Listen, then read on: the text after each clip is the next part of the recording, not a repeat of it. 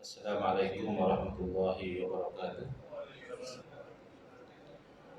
Bismillahirrahmanirrahim. Alhamdulillahirabbil alamin.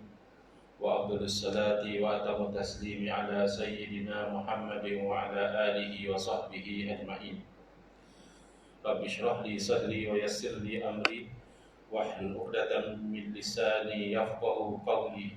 Subhanaka la ilma lana illa ma 'allamtana innaka antal alimul hakim. Allahumma akhrijna min zulumatil wahmi wa akrimna binuril fahmi waftah alaina bima'rifatil ilmi wa sahhil akhlaqana bil hilm waj'alna mimman yastami'una al-qawla fayattabi'una ahsanah. Allahumma ati nufusana taqwaha wa zakkiha anta khairu man zakkaha anta waliyuha wa maulaha. Allahumma arinal haqqa haqqan warzuqna ittiba'ah wa arinal batila batilan warzuqna ijtinabah. Allahumma anfa'na bima 'allamtana wa 'allimna ma yanfa'una wa zidna ilman wa huda, amma ba'd. Alhamdulillah, muslimin muslimat, hadirin hadirat yang saya hormati, moga-moga kita semua dirahmati dan diberkati oleh Allah Subhanahu wa taala, dan moga-moga kita semua dikurniakan oleh Allah Subhanahu wa taala kefahaman yang baik di dalam urusan agama sesuai dengan sabda junjungan Nabi kita Nabi Muhammad sallallahu alaihi wasallam, man yuridillahu bihi khairan yufaqihu fid din. Barang siapa yang Allah nakkan dengan dia kebaikan, nescaya Allah akan beri dia faham di dalam urusan agama. Dan moga-moga kita semua dikurniakan oleh Allah SWT akhlak yang mulia, juga sesuai dengan sabda Nabi SAW, innama bu'istu liutammima makarimal akhlak. Hanya saja aku dibangkitkan demi untuk menyempurnakan kemuliaan akhlak. Sepatutnya ada slide show tak? Kalau ada slide show, dia akan yang kecil, dia akan hilang. Ya, saya tahu. Tapi saya dah beberapa kali cuba, dia akan tak jadi. Saya tekan slide show, nanti dia akan jadi macam ni balik. Mungkin ada masalah pada kabel ataupun Allah alam, sebab saya cuba tempat lain okey je. Dia yang nice-nya slide show lah. Saya pun ada buat animation, jadi dia akan keluar satu-satu. Tapi dia tak edit. Saya tekan, dia akan jadi apa? Dia akan tunjuk macam ni balik kan. And then dia akan, saya cuba lagi sekali. Baik. Sepatutnya malam ni kita berkuliah berkitab ya, iaitu kitab yang selalu kita jadikan sebagai rujukan, sebagai teks, iaitu kitab Kekeliruan Umat. Inilah jawapannya. Susunan Al-Fadil Ustaz Mahathir bin Haji Jun lah, hafizahullah ta'ala wa nafa'ana bihi wa bi'ulumihi fi daraini amin. Cuma saya dapat permintaan daripada AJK, iaitu Tuan Haji Said Muzni, kerana saya difahamkan surau ada menyediakan talian bertanya soalan kepada dua orang ustaz, yang mana soalan tu akan masuk dan Ustaz Ahmad Zaki dan Ustaz Syed Abdul Qadir Al-Jufri, tak silap saya, mereka akan menjawab soalan-soalan yang diajukan melalui talian soalan tersebut. Cuma bila masuk soalan ini, Ustaz Syed, Tuan Syed Muzni, dia channelkan kepada saya. Dia kata mungkin Ustaz sesuai untuk jawab soalan ini, kerana saya pernah pun berdialog tentang isu fahaman Wahabi ini sampai ke negeri Perlis, berdialog sampai ke sana. Jadi pada pandangan beliau mungkin lebih sesuai kalau saya yang menjawab. Tapi soalan ini memang ringkas, cuma jawapannya tidak seringkas itu, sebab soalan dia pun serius. Dia kata, salam Ustaz, ini soalan saya. Apakah mazhab Wahabi itu sesat? Itu nombor satu. Yang kedua, kalau sesat, apa yang menyebabkan ianya sesat? Yang nombor satu pun sudah berat. Sebab kita tahu yang berfaham dengan fahaman Wahabi ini orang Islam juga. Maka nak katakan orang Islam itu sesat bukan satu benda yang mudah. Bukan satu benda yang boleh dilakukan secara sembrono. Asal kita tak suka, kita kata sesat. Tidak semudah itu. Dia mesti ada data-data dan fakta-fakta. Dan itulah relevan soalan yang kedua itu. Kalau sesat, apa yang menyebabkan jadi sesat tu? Mesti ada sebab dia. Dan yang ketiga ni agak minor dan saya pun tak biasa jumpa soalan ni. Apakah ciri-ciri pengikut Wahabi? Adakah tak tadah tangan masa berdoa tu adalah ciri-ciri Wahabi? Saya tak biasa dapat soalan macam ni. Wallahu a'lam. Mungkin dia tengok ada antara jemaah tu, bila orang lain angkat tangan berdoa dengan imam, dia seorang tak angkat tangan. Dia Wahabi kot ni. Tak semestinya lah. Tak semestinya. Saya jawab yang mudah dululah ya. Tak angkat tangan masa berdoa tidak semestinya Wahabi. Boleh jadi kerana dia sedang fokus kepada zikir yang lain. Saya sendiri pun tadi masa imam angkat tangan berdoa, saya tak angkat tangan sebab saya sedang fokus kepada zikir saya. Adakah saya Wahabi? Tidak. Ataupun setengah orang kerana dia kata tak apalah, angkat tangan tu sunat saja, jadi dia tak nak buat. Seloknya buatlah benda sunat, tapi dia tak nak buat, tak berdosa, dan mungkin dia bukan Wahabi. Cuma kalau ada kaitan pun, wallahu a'lam, adalah ada di kalangan orang yang terpengaruh dengan fahaman Wahabi, dia menganggap berdoa beramai-ramai selepas solat tu bid'ah. Satu benda yang sepatutnya jangan buat. Sebab Nabi tak buat, kata dia. Bila bid'ah, maksud dia bid'ah yang sayyi'ah, bid'ah yang buruk. Ataupun dalalah, bid'ah yang sesat. Jadi kalau macam itu, dia tak nak berdoa beramai-ramai. Jadi bila orang berdoa ramai-ramai, dia tak join. Dia pun tak angkat tangan lah sebab dia tak join. Itulah, daripada sudut itulah ada kemungkinan. Tapi tak semestinya. Jangan kita mudah kata, oh dia ni tak angkat tangan maka dia Wahabi. Bukan itu yang menentukan seseorang itu Wahabi atau tidak. Walaupun kalau dia tidak angkat tangan itu dengan tanggapan doa beramai-ramai itu adalah bid'ah yang sesat, maka kepercayaan itu ada bersamaan dengan golongan Wahabi yang mudah menyesatkan sesuatu amalan yang sebenarnya masih terpayung dengan dalil umum. Kerana dalam satu riwayat kita diberitahu oleh Nabi SAW, tidaklah sesuatu kaum itu berdoa salah seorang dari mereka dan mengaminkan yang lain, melainkan Allah Ta'ala perkenankan doa mereka. Jadi yang kita buat lepas sembahyang itu kan masih termasuk dengan dalil umum. Tapi biasanya orang yang terpengaruh dengan fahaman Wahabi, mereka nak dalil itu spesifik. Mereka nak biarlah ada dalil yang mengatakan setiap kali selepas solat Nabi SAW angkat tangan berdoa lalu diaminkan oleh para sahabat. Dia nak macam itu, baru bagi dia boleh aman. Kalau tidak ada dalil khusus, dalil umum macam tu bagi dia tidak memadai. Dalam perkara-perkara tertentu lah. Tapi dalam perkara-perkara lain, ada saja mereka berpegang dengan dalil umum. Boleh saja mereka lakukan kerana ada dalil umum. Baik, sekarang kita nak fokus kepada soalan nombor 1 dan nombor 2.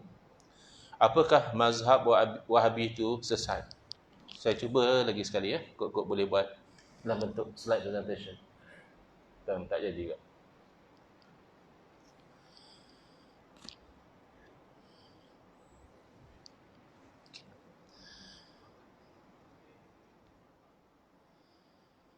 Baik, untuk menjawab soalan ini, adakah Wahabi itu sesat? Pertama kita kena faham dulu makna Wahabi. Takut jadi macam tadilah. Tak angkat tangan berdoa, Wahabi. Dan apakah ciri-ciri yang dikatakan Wahabi itu? Kerana apa sahaja aliran, dia ada perbezaan dan dia ada persamaan. Jadi kita nak tahu mana yang menjadi dia punya ciri-ciri khas. Dan adakah ciri-ciri khas mereka ini sesuai dengan ajaran Islam Ahli Sunnah wal Jamaah? Kalau sesuai, maknanya tidak sesat.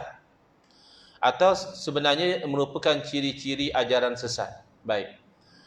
Ada beberapa kekeliruan terlebih dahulu ya. Ada sebagian umat Islam memahami istilah Wahabi dengan kefahaman yang singkat dan tidak tepat. Contoh ya, ada orang menyangkakan Wahabi adalah orang-orang Islam yang tak baca kunut subuh.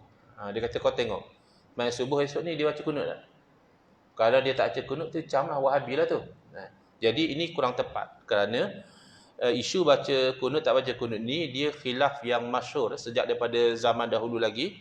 Ulama tidak serius kata. Ada yang berpendapat sunat baca kunut subuh dan ada yang berpendapat tidak sunat. Maaf tajuk ni panas, projektor pun panas. Dia punya uap dia tu datang kat penceramah, dan kebetulan tak ada nampak air pula sebab ruang air tu dah diambil oleh projektor. Nak tu mukadimah itu panas tu. Pantunnya tu nak air sebab kering tekak. Jadi setakat tak baca kunut subuh, mazhab Hanafi dan Hambali juga dalam mazhab mereka tidak sunat. Jadi mereka tidak baca dan mereka bukan Wahabi. Cuma kaitan kunut subuh dengan Wahabi ni, biasanya Wahabi ni menjadikan isu khilaf macam ni sebagai punca perbalahan. Sebagai contoh, di Malaysia majoriti adalah bermazhab Syafi'i, iaitu yang berpegang baca kunut subuh sunat. Lalu mereka bawa fahaman mengatakan bahawa pendapat yang betul adalah tak baca kunut. Kalau baca kunut subuh tu bid'ah. Sehingga kan pernah saya jumpa satu orang,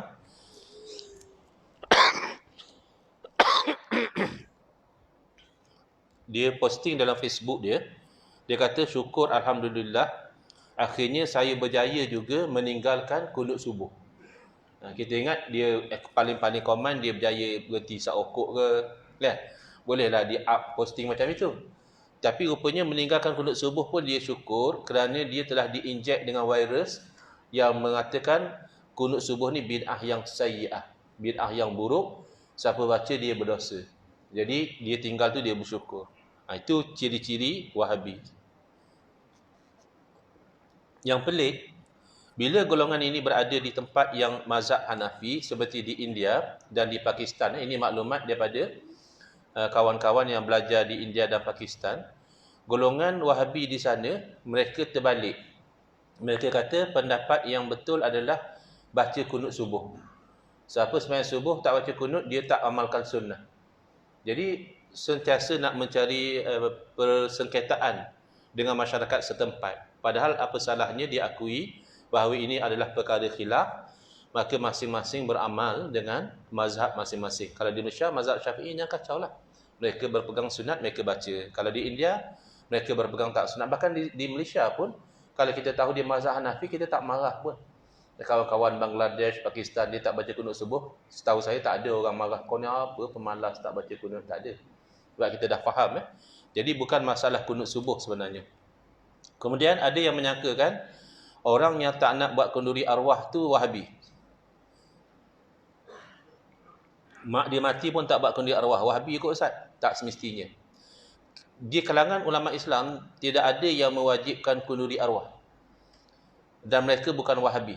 Bukan setakat tidak ada yang mewajibkan, bahkan di kalangan ulama-ulama mazhab Syafi'i sendiri misalnya, ada yang menghukum makruh melakukan perkumpulan di rumah si mati ini semata-mata dengan tujuan untuk membesar keurusan kematian. Itu adalah bid'ah yang makruh. Perkara baharu yang hukumnya adalah makruh. Bahkan ada kalanya berubah menjadi haram sekiranya perkumpulan itu adalah untuk meratap. Kerana meratap kematian itu adalah haram. Atau jamuan itu menggunakan harta yang haram, ambil harta anak yatim lalu buat kenduri arwah, itu adalah haram. Jadi bukan isu tak nak kenduri arwah, cuma kaitan Wahabi ni, bila dia lihat kenduri arwah ni bid'ah yang sayyi'ah dalalah, dia nak paksa orang lain pun sama pandangan macam dia. Padahal dalam mazhab Syafi'i, walaupun ada kata makruh, ada kata haram, makruh dan haram tu ada sebab dia. Makruh dalam keadaan macam ni, haram dalam keadaan macam ini. Maka kalau keadaan itu tidak ada, hukumnya boleh berubah. Makruh misalnya kalau semata-mata nak membesarkan urusan kematian. Tapi kalau datang berkumpul tu untuk berzikir, kenapa berzikir? Kerana nak hadiahkan pahala kepada si mati. Itu tiga mazhab memang kata sampai pahala. Dalam mazhab Syafi'i, riwayat daripada Imam Syafi'i kata tak sampai, bukan haram. Maknanya kalau tak sampai, kalau kita baca untuk si mati dapat kat kita pahala, tak dapat pada si mati. Tapi itu pun Al-Imam Zakaria Al-Ansari rahimahullah ta'ala menerangkan, kalam Imam Syafi'i yang kata tak sampai itu, pertama kalau tak dibaca di sisi mayat. Kalau dibaca dekat dengan mayat, itu memberi manfaat. Dan kedua, kalau tidak didoakan. Kalau didoakan, itu sampai. Ud'uni astajib lakum. Dan yang ketiga, kalau tidak diniatkan. Maknanya ada perbincangan. Yang penting perkara khilaf itu masih ada ruang untuk kita berlapang dada. Sampai tak sampai orang yang kasih kepada saudara yang telah meninggal dunia, diusahalah. Kok sampai, alhamdulillah, tak sampai pun pahala dapat kepada yang berzikir. Jadi bukan sangat isu kenduri arwah ya. Baik, sebelum kita pergi lagi kepada, saya ingat malam ni adalah siri 1 kot. Sebab kena pelan-pelan, slow-slow ya. Kita nak eliminate kekeliruan dulu dan baru kita pergi pada menjawab soalan. Iaitu istilah salafi. Ada orang kata bukan Wahabi Ustaz, dia salafi.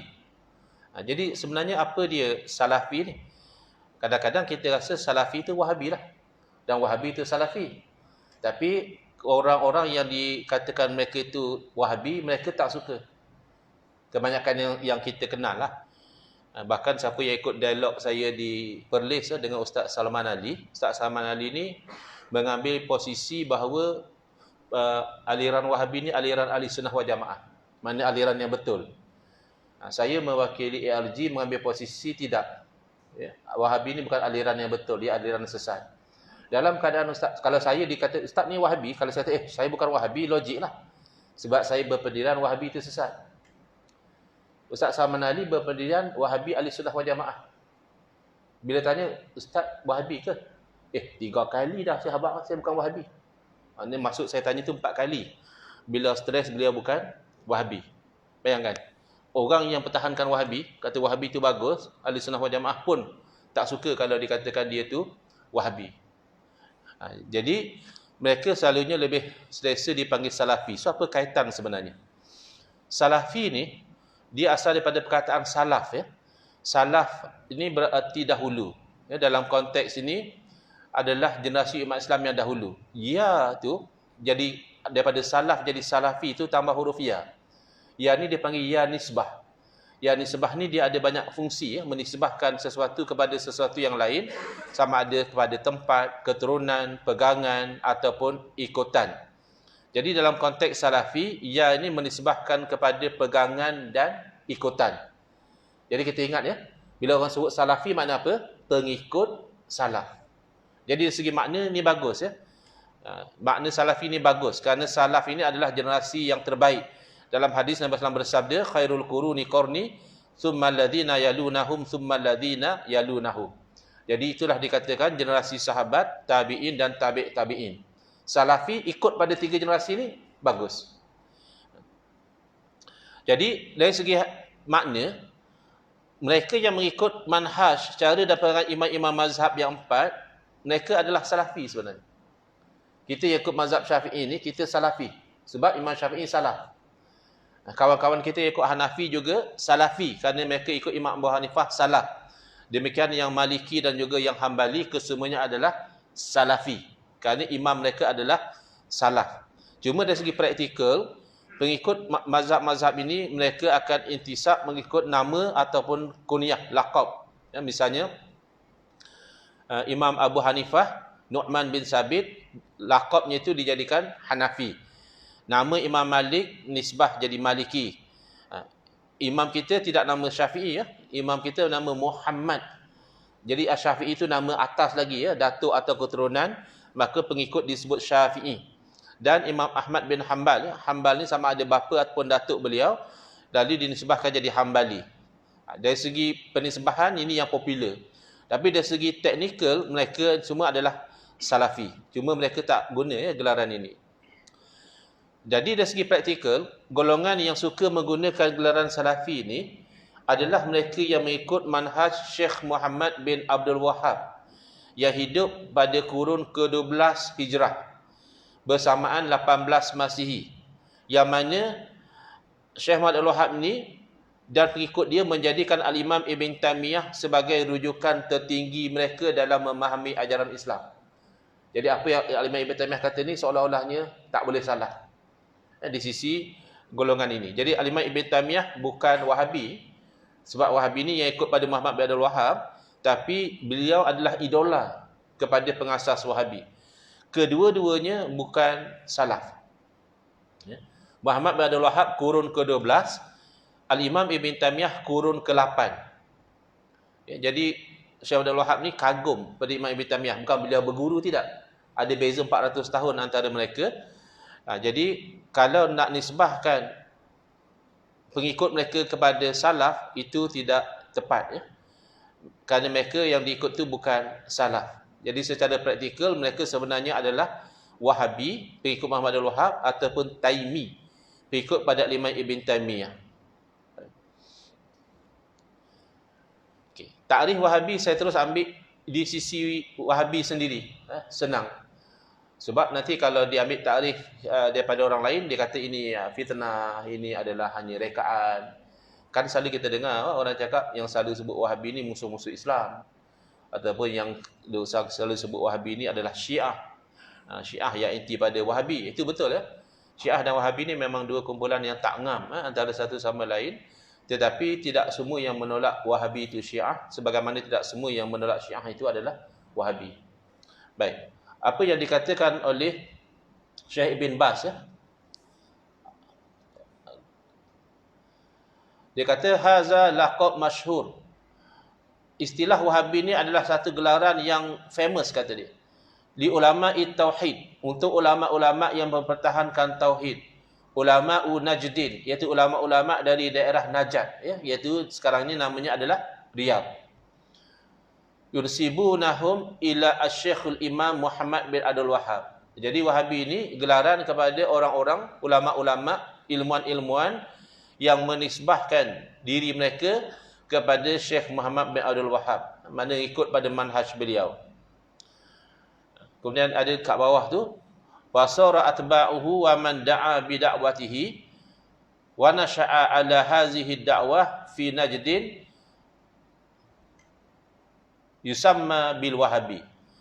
Maka jadilah pengikut-pengikut Muhammad Abdul Wahhab dan orang yang berdakwah sama macam dakwah beliau dan berkembang mengikut dakwah beliau di Najd, dinamakan mereka sebagai Wahabi. Demikian dalam kitab yang lain juga disebut, iaitu Syekh Sulaiman bin Sahman An-Najdi menggunakan istilah Wahabi dan Najdi dalam bukunya Al-Hadiyah As-Saniyah. Buku ini diterbitkan dengan perintah Raja Saudi sendiri, Sultan Najd Abdul Aziz Abdul Saud, pengasas negara Saudi, dan cetakan ini adalah wakaf daripada Muhammad Rashid Ridha. Jadi nama Wahabi bukan ciptaan pihak lain, sebagaimana yang didakwa. Kata dia ni hanya rekaan saja, mana ada Wahabi. Dulu satu masa ada orang kata, mana ada Wahabi? Wasabi adalah, dia kata. Jangan buat lawak macam tu pula. Wasabi kita pun tahu tu makanan. Ya, tapi akhirnya bila mereka pun setuju nak dialog dan mereka mendakwa bahawa Wahabi adalah ahli sunnah wal jamaah, berarti Wahabi itu wujud. Cuma kita berbeza dari segi menilai adakah Wahabi itu selari dengan ahli sunnah wal jamaah ataupun bercanggah. Dan ini merupakan satu gelaran yang mulia menurut Syekh Ibn Baz. Ini kita Al-Hadiyah As-Sunniyah tadi. Jadi maka Wahabi ni jelas merujuk kepada orang yang mengikut dan berpegang kepada Wahabiyah, iaitu manhaj dan pegangan Muhammad bin Abdul Wahhab yang bangkit dari daerah Najd, iaitu Riyadh, dan hidup pada kurun ke-12 Hijri bersamaan kurun ke-18 Masihi. Jadi setakat itu sepakat. Kawan dan lawan setuju bab tu. Bezanya, di kalangan umat Islam, ada yang membenarkan golongan Wahabi dan menganggap mereka sebagai pejuang tauhid dan sunnah. Ada orang kata, apa? Wahabi bagus apa? Dan ramai pula yang menilai mereka sebagai golongan yang melampau, sesat dan juga ahlul bid'ah. Jadi ada dua pandangan yang berbeza tentang Wahabi.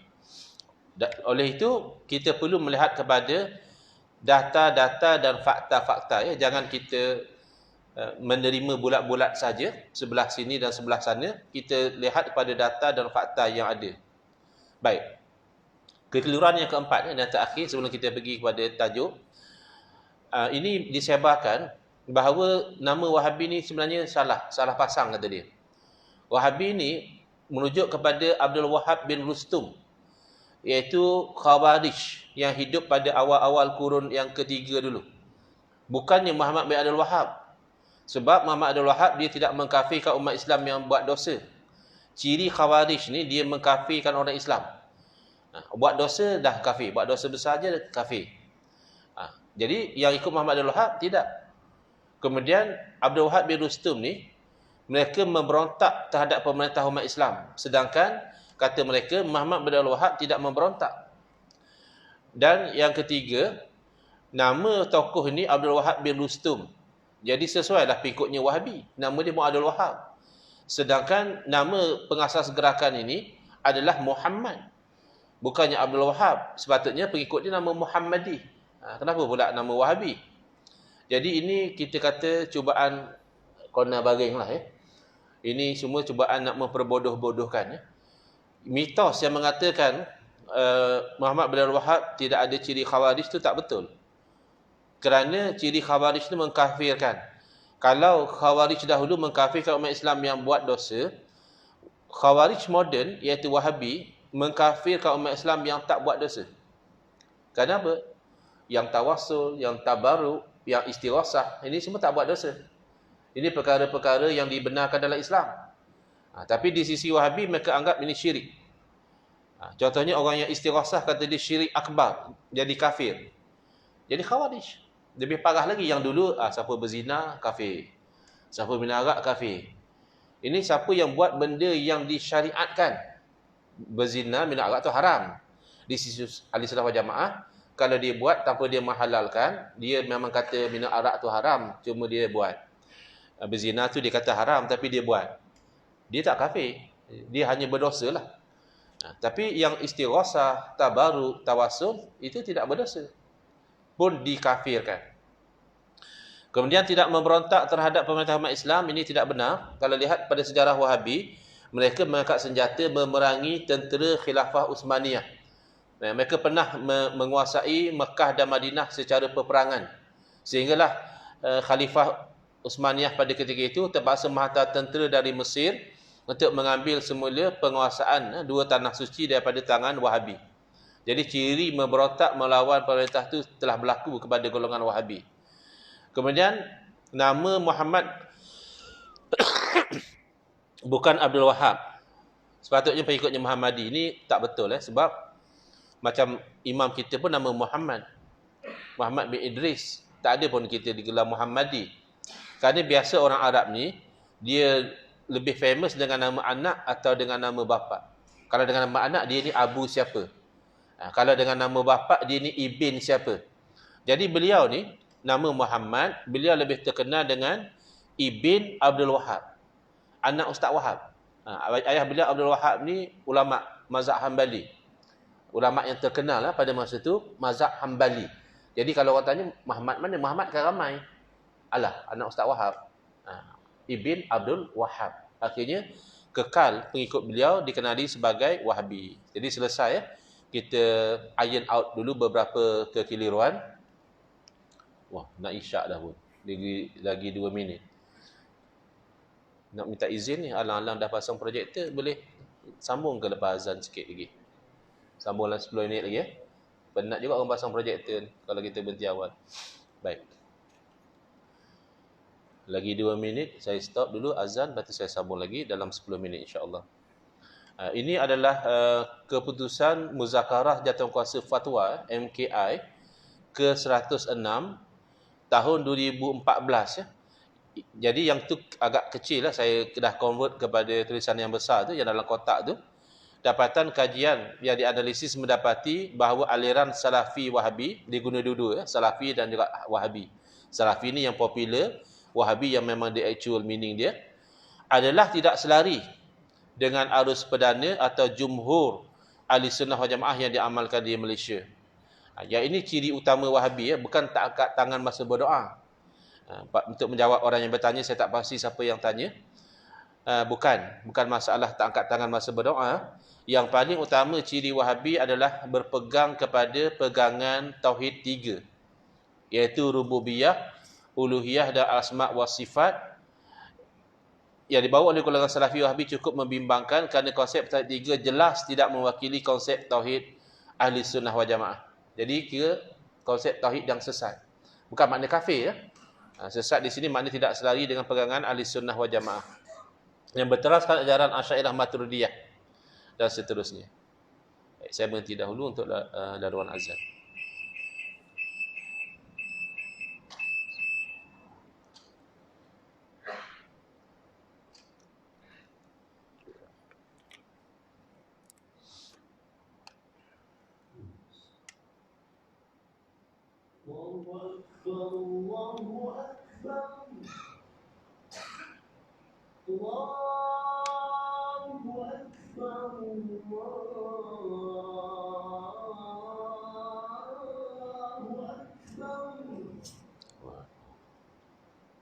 أشهد أن لا إله إلا الله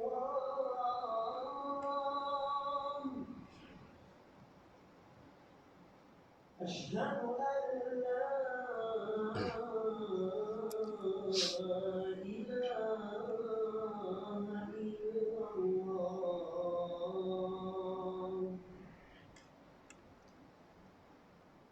أشهد أن محمدا رسول الله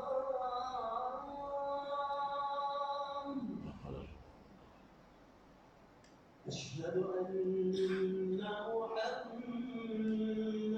رسول الله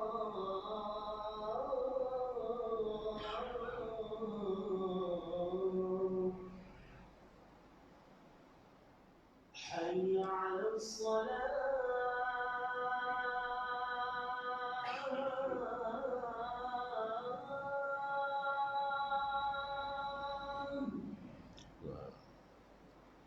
حي على الصلاة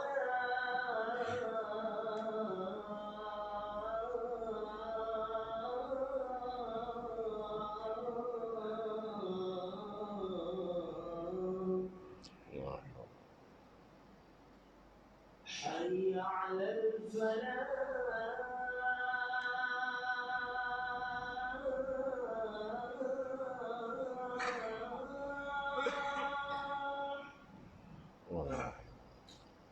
حي على الفلاح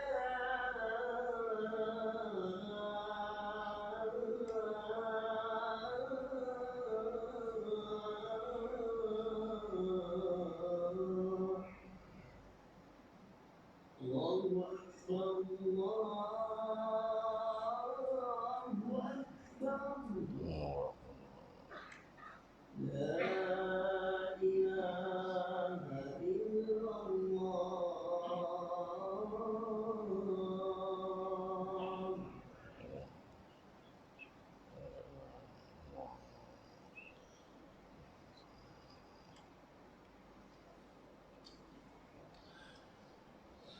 Bismillah, Alhamdulillah, wassalatu wassalamu ala Rasulillah, amma ba'd. Baik, kita sambung sikit lagi dalam sekitar 10 minit insya-Allah.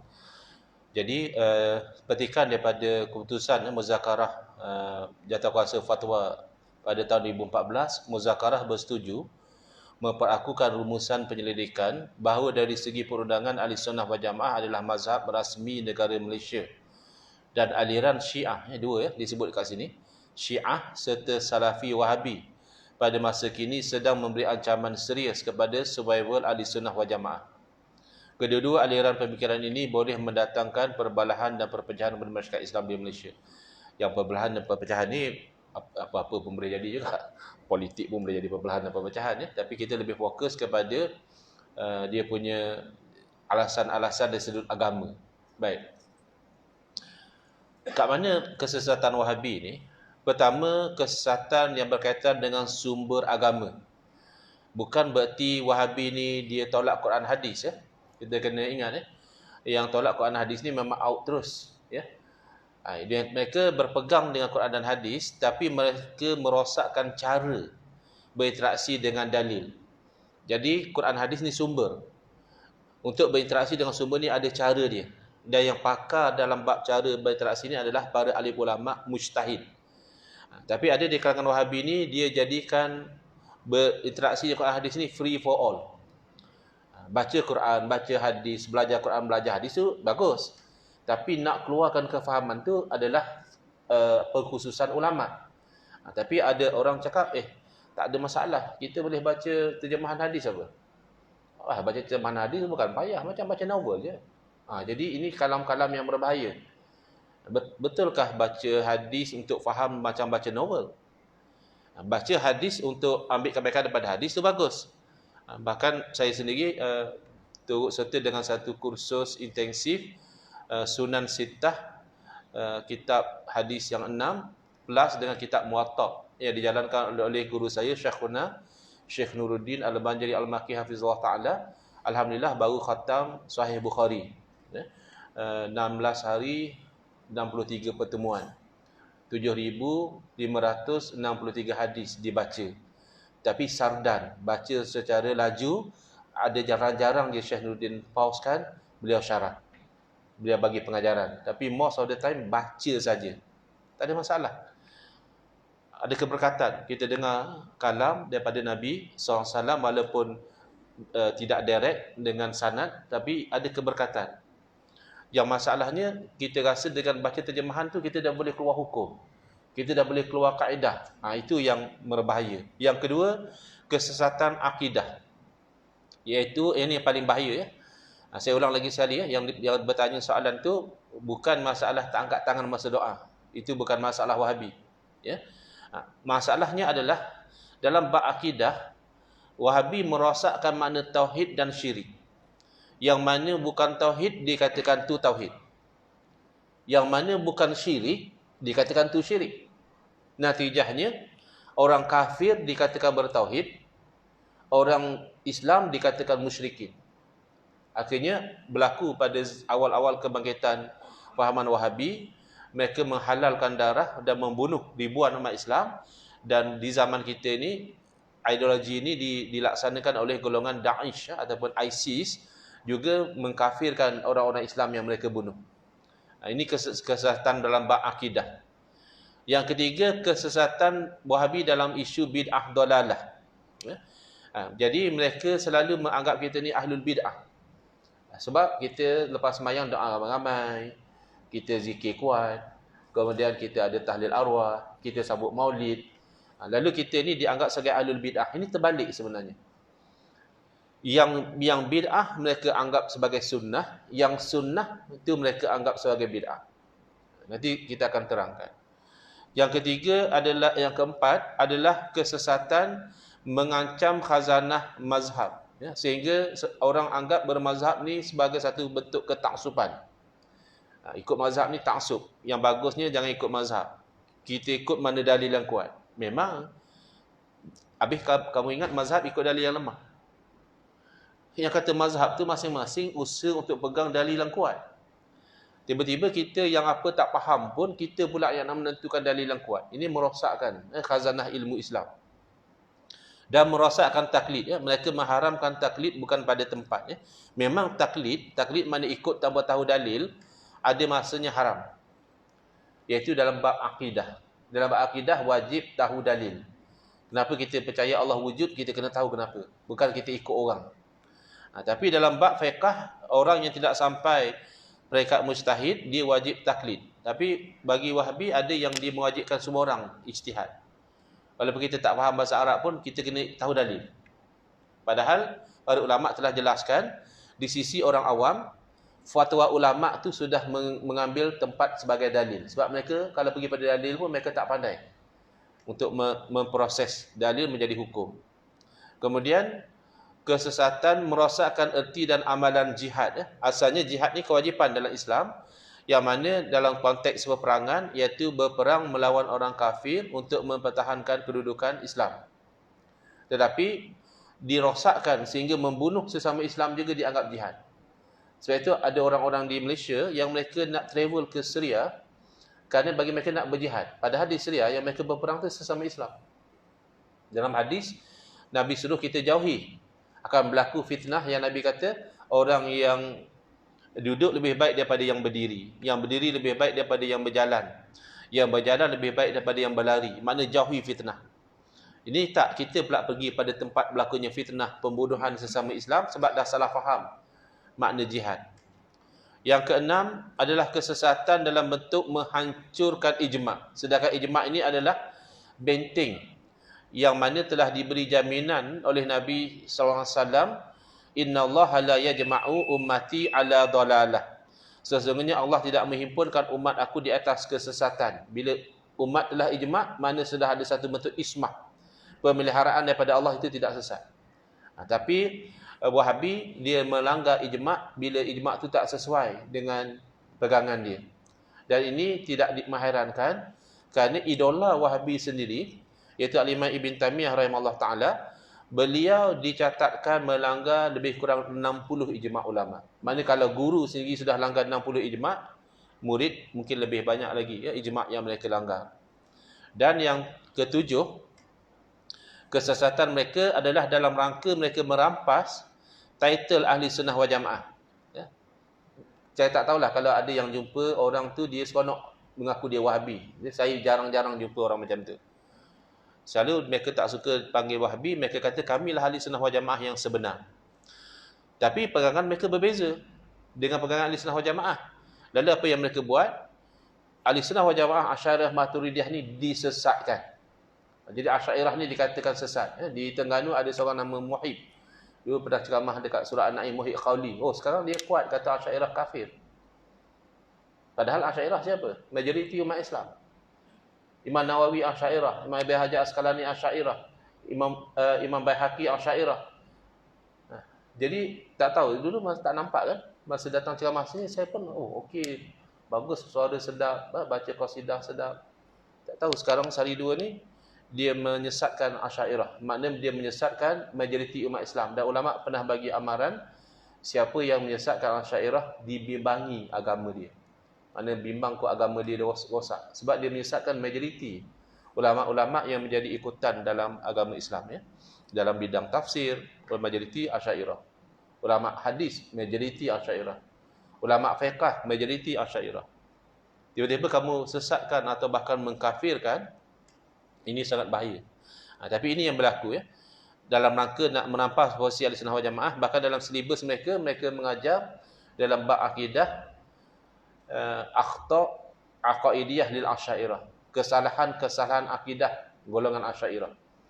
Jadi tak heranlah kalau yang balik dari sana mereka terpengaruh ya, dengan mengkafirkan golongan Asy'ariyah. Jadi tinggal 1 minit lagi. InsyaAllah dalam kuliah yang akan datang kita akan pergi kepada yang pertama, bagaimana kesesatan Wahabi ini mereka memahami dalil Quran hadis secara zahir, literal, lalu mereka keliru tentang makna tauhid dan syirik. Bahkan sampai peringkat mereka memperlekehkan peranan akal dalam agama. Seolah-olah kalau ikut Quran hadis jangan guna akal. Itu insya-Allah dalam kuliah akan datang. Saya mohon maaf kalau ada tersalah. Bila-bila lagi dekat live ni rasanya ramai juga Wahabi yang follow. Jangan kecil hatilah, benda boleh bincang secara ilmiah insya-Allah. Bismillahirrahmanirrahim. Alhamdulillahirabbil alamin wassalatu wassalamu ala asyrafil anbiya'i wal mursalin wa ala alihi wa sahbihi ajma'in. Allahumma shrah sudurana wa ahsin akhlaqana wa azim ujurana wa nawwir qulubana bi nuri hidayatika kama natarada bi nuri syamsika abadan abada bi rahmatika ya arhamar rahimin. Walhamdulillahirabbil alamin. Amin ya rabbal alamin wal afu minkum.